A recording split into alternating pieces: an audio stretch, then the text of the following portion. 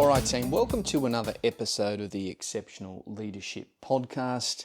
As always, I'm your host, Matt Hamilton. Delighted to have your company with me for an episode today that really centers on the importance of storytelling as a leader. The title is Why Salary Isn't Enough, How Purpose and Meaning Drive Long-Term Employee Retention. And this inspiration for the episode was generated from my reading of something called the Hays Financial Year 25-26 Salary Guide. It's a report that is available here in Australia, covering the Australian and New Zealand workforce, essentially. And it doesn't just focus on salary trends across both of those economies. It also focuses on some key metrics with respect to survey results. So it will go into things like what benefits do employees want, what are their job change intentions and why.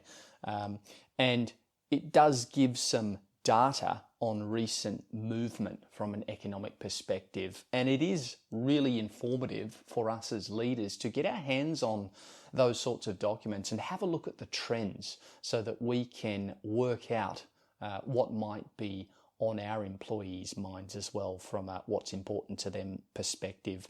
So if you are listening in America or Europe, there will be something equivalent. I'm not sure exactly what that will be, but there is no doubt some sort of equivalent to the Hays 25-26 Salary Guide. I would encourage you to look at that. Oftentimes they are free and they can give you some very interesting economic trends and employee trends from a strategic human resources management perspective. So I want to go through a couple of key points to inform the discussion today. I've got some real thoughts on why it is especially important for us as leaders to ensure that our employees and teams are emotionally invested in the organization's mission. And we'll delve into that a little bit more, but let's go through some highlights from this report first. And I think you'll find this very interesting. I suspect it doesn't just apply to Australia and New Zealand. I suspect this is also something we'll see on a global scale. So first of all, the key points that I picked up from this latest report. The first is that from a benefits perspective, employers now offer up to 25 benefits across Australia and New Zealand to retain staff, but employees overwhelmingly seem to value just two of them, and they are flexible working arrangements, i.e. working from home, and extra annual leave. Those two categories and the percentage of employees who want those two benefits, they outweigh all the other 23 combined. So there's a clear preference from an employee perspective to have flexible working arrangements and extra annual leave. The second thing that jumped out at me was the job change intentions. So just to clarify, we're talking about people who are in managerial or leadership roles already. This isn't focusing on, the broad sort of workforce as a whole. This is just focusing on leaders from a junior level all the way up to the C-suite level. Job change intentions. 61% of employees plan to leave their job in the next 12 months. And that was mainly due to a lack of career opportunities, 45%, and 42% of those surveyed indicated it was because of low salary. Now, in terms of recent movement, i.e. job changes that we've already seen, about 1/3 of those who were surveyed have already changed jobs in the past year, and that was driven by low pay, 35%, and limited progression. So there are two similarities there between those who have already moved and those who are planning to move. Then we have the salary paradox. So small or moderate pay rises, turns out that they barely improve satisfaction.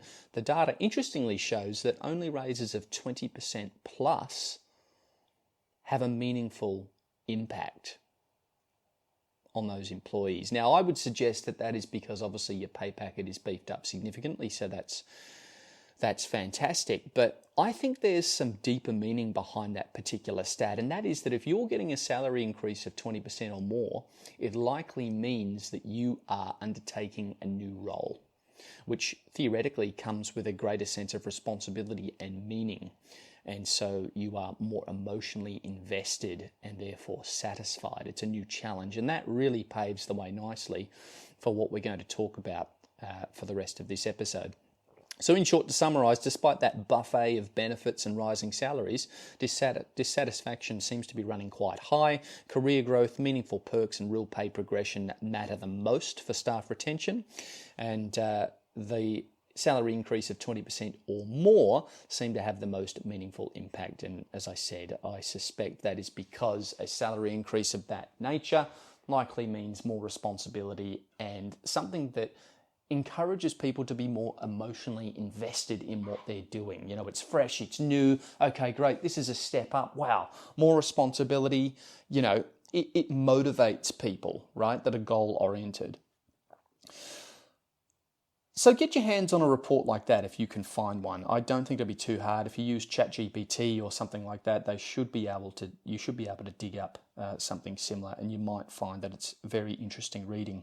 Usually you've just got to give up your email and a few details, but I think it's well worth it to keep across those trends. So let's get into it, guys. The first thing I wanted to talk about with that as the context is that people leave well-paid jobs all the time. All right, I want to dig into that deeper meaning aspect of why we are at work. Benefits are fantastic, but they're not enough to make up for a lack of purpose or emotional investment in the mission of that organization. It's also not enough to be paid well and have great benefits. It's also not enough to make up for a really poor workplace culture where you can't stand the people that you work with, or your manager is overbearing or perhaps incompetent, or you've got a tremendous number of roadblocks that are preventing you from doing your job perhaps as a leader. You know, you might have been in that situation where you know the change that needs to be made, but you need to have that collective support from the leadership group to affect the change. And so you can feel like you're treading water. It can be frustrating. You can feel like you're not really making a difference. And that can also encourage people to leave. Now, I have seen people, as I said, leave jobs that pay very, very well and have really good benefits simply because they're just not stimulated enough. They're not getting that deeper meaning out of the role, and they seek that elsewhere. So people need to feel invested, truly invested in what it is that they're doing.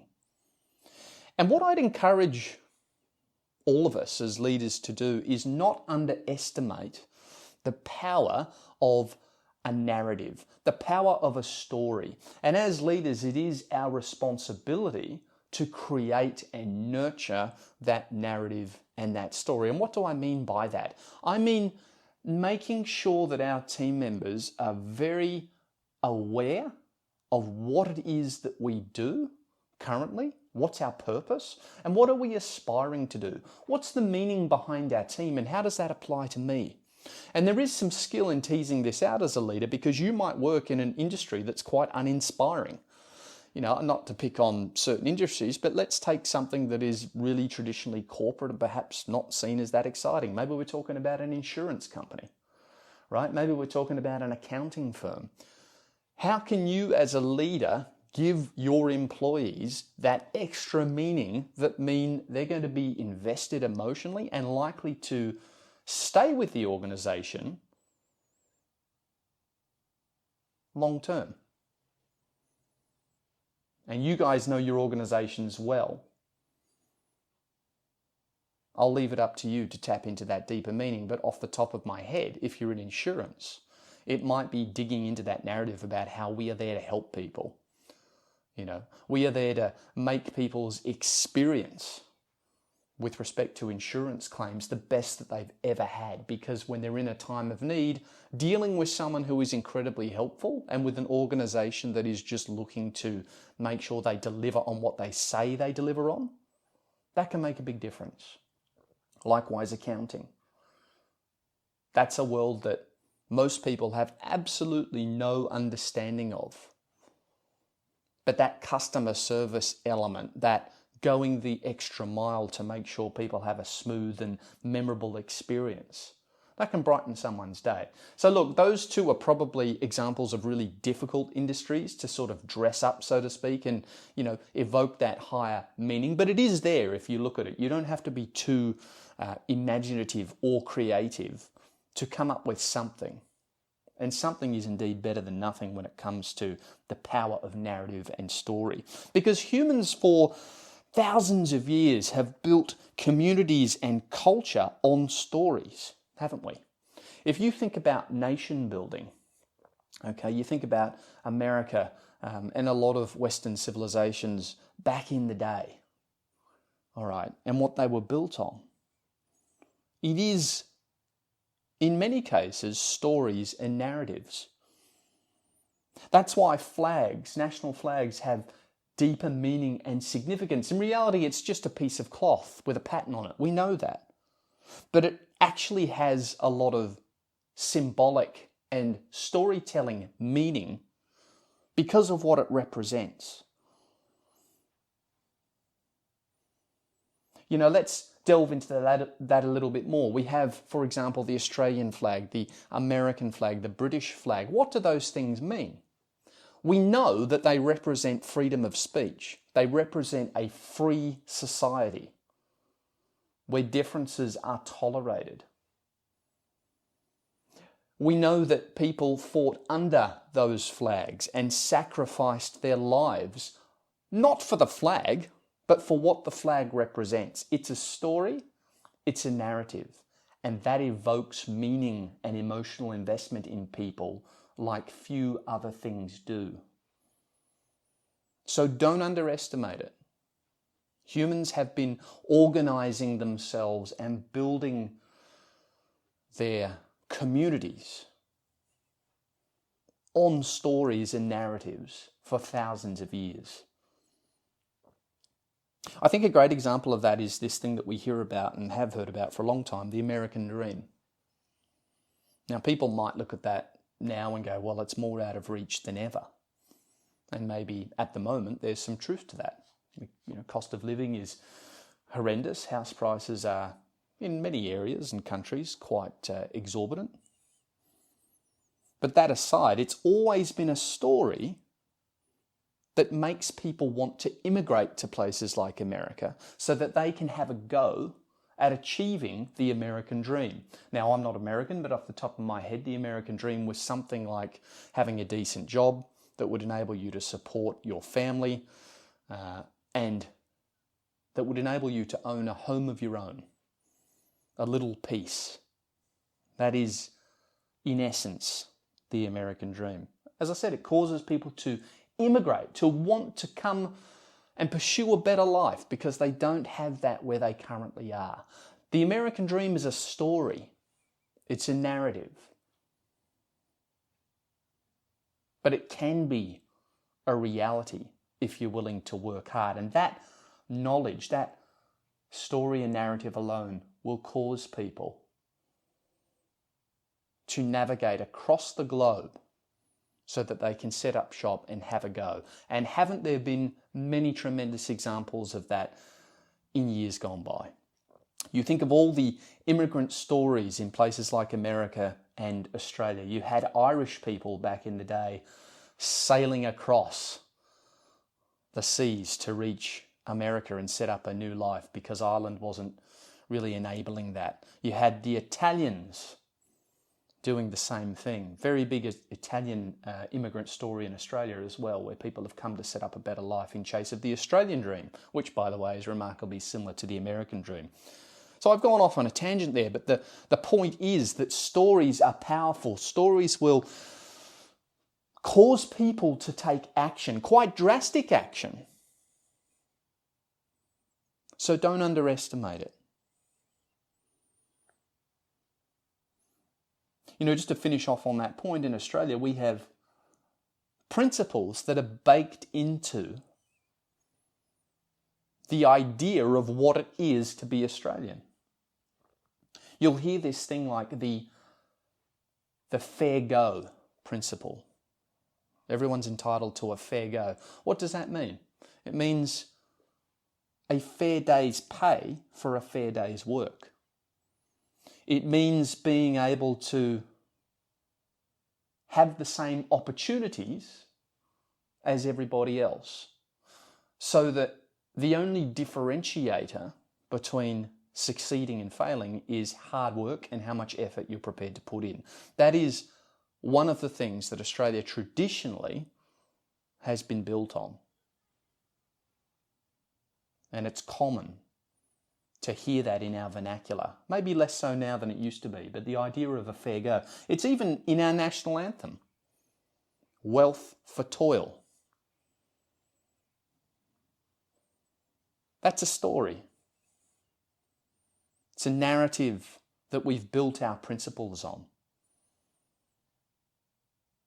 And let me tell you, that absolutely translates to other communities, like organisations. Corporations and organisations, they're replicating the community model, just in a different setting. Groups of people, regardless of the setting that they're in, will operate the same way. And if stories and narratives and mission statements work on a national level, they will also work on an organisational level.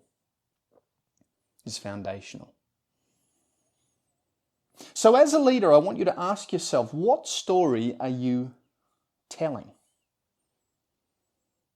Is it something that evokes passion and a higher degree of emotional investment from your employees, or are people just turning up to work every day to do the 9-to-5 grind? And are you perhaps not really giving them anything to be particularly inspired about? As leaders, we must be able to unite and galvanize people. And this is where we get into that black belt level of leadership, if you want to use an analogy. This is that high level leadership competency where you understand that your job is not just to turn up to work and remove roadblocks and allow people to do their jobs and have those difficult conversations with employees when they need to hear it. That's good. That's great to have that competency. It's super important. It's foundational. But if you really want to operate at a high level, you need to understand how to generate emotional investment from groups of people.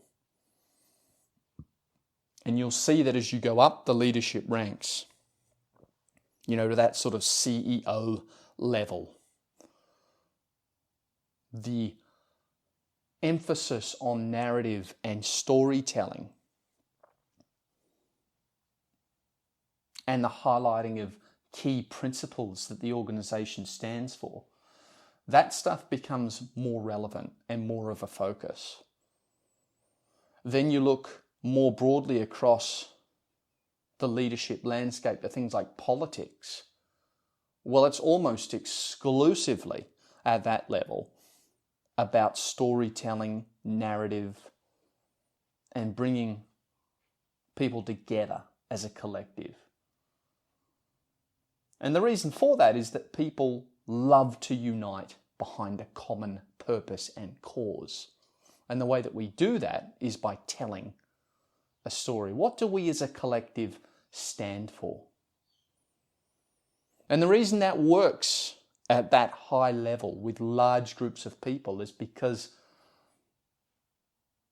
it has a way of overcoming differences. It's a uniting principle. This is something that affects all of us, regardless of our individual differences. So let's pull together in this direction because it benefits everybody. And they're the things that, as a leader, if you really want to excel and you really want to go next level with your leadership, they're the things that you have to focus on.